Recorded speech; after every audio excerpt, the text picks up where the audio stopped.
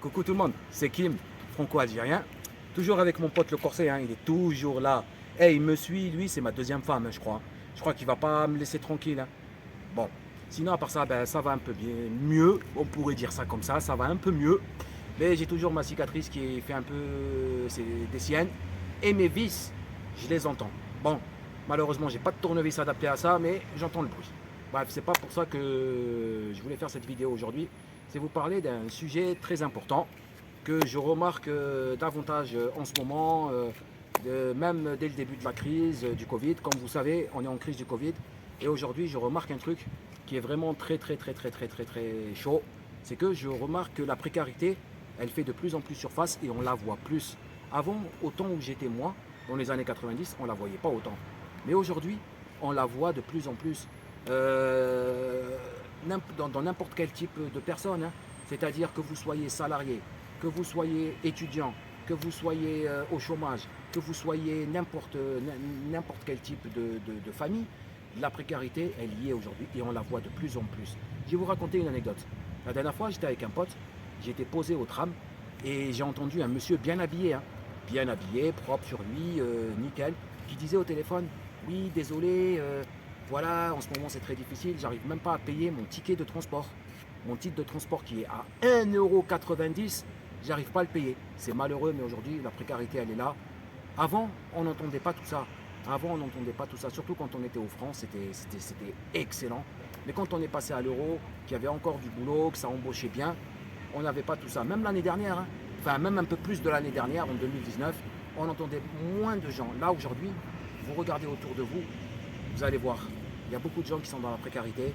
Et à cause de ça, à cause de la crise, la plupart des gens se sont mis aussi au jeu, c'est-à-dire au jeu d'hasard, au jeu de grattage, au jeu d'argent. Ils se sont mis là-dedans pour se dire peut-être un espoir, peut-être gagner quelque chose. Et on ne les voyait pas autant les gens. Et la plupart aussi se sont mis, ben voilà, comme vous savez, hein, il y en a qui se sont mis à boire, il y en a qui se sont mis, voilà. Et surtout, ce qui m'a choqué, c'est quand j'ai vu à la télé les jeunes étudiants qui étaient dans la précarité, les pauvres. On les voit de plus en plus aller au secours catholique, au secours populaire, au resto du cœur pour chercher à manger. Avant, on ne voyait pas tout ça. Et moi, ça me fait mal qu'on soit arrivé à ce temps-là.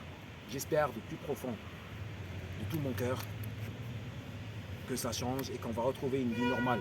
Que au moins, on pourra trouver du boulot facilement.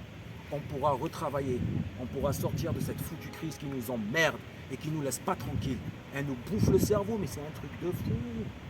On dort, on pense à ça, on se lève, on pense à ça. Entre ceux qui disent pas sanitaire, entre ceux qui disent ça. C'est bon, on en a marre, on est fatigué. Moi, personnellement, j'en ai marre. Et qu'est-ce que je voulais vous dire pour en finir, c'est qu'aujourd'hui, il faut essayer de faire attention, d'être heureux, de vivre le mieux possible qu'on peut. Et surtout, ce que je voulais faire aussi dire, avant de finir ma vidéo, c'est que aujourd'hui, tous les jeunes sont obligés de prendre les tafs qu'il y a. Et les tafs qui restent accessibles aux jeunes étudiants, c'est Uber, c'est la livraison.